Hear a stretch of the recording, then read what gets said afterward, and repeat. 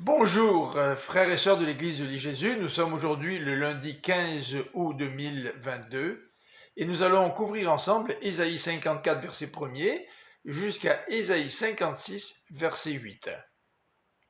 Ésaïe 54.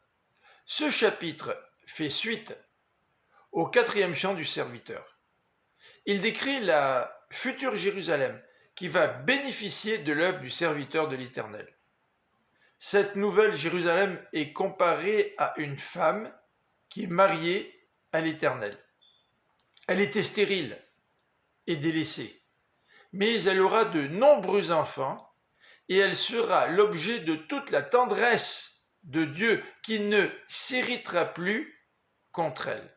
L'Éternel lui accordera pour toujours tout son amour et son alliance, cette nouvelle alliance de paix, sera pour toujours pour elle. Versets 9 et 10. Jérusalem trouvera et sécurité et joie auprès de l'Éternel.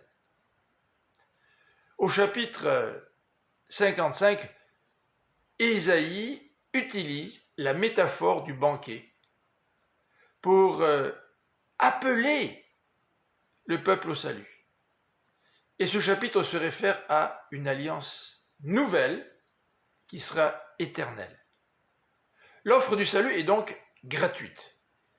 Et elle s'adresse autant à Israël qu'aux païens. Les premiers versets du chapitre 55 décrivent toute la grâce de l'Éternel, dont le pardon est totalement gratuit pour celui qui revient à lui. Les versets 8 et 9 précise que ce plan de salut dépasse les pensées humaines.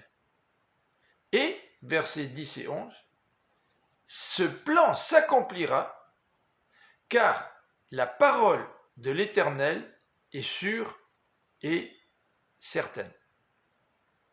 Les premiers versets, versets 1 à 8 du chapitre 56, nous apprend que tous les peuples seront acceptés. Le peuple de Dieu s'élargira et comportera les bannis d'Israël, mais aussi les païens convertis. Verset 8. À la lecture du Nouveau Testament, nous savons que cette parole de Dieu s'accomplit. Puisqu'au travers du sacrifice de Christ naît l'Église qui va rassembler à la fois les Juifs et les non-Juifs. Ce mur qui séparait les deux communautés va s'écrouler, pour que le peuple de Dieu puisse être composé à la fois de païens, issus de toutes les nations du monde, mais aussi du peuple juif. Nous vous souhaitons une bonne fin de journée, que le Seigneur vous bénisse. À demain.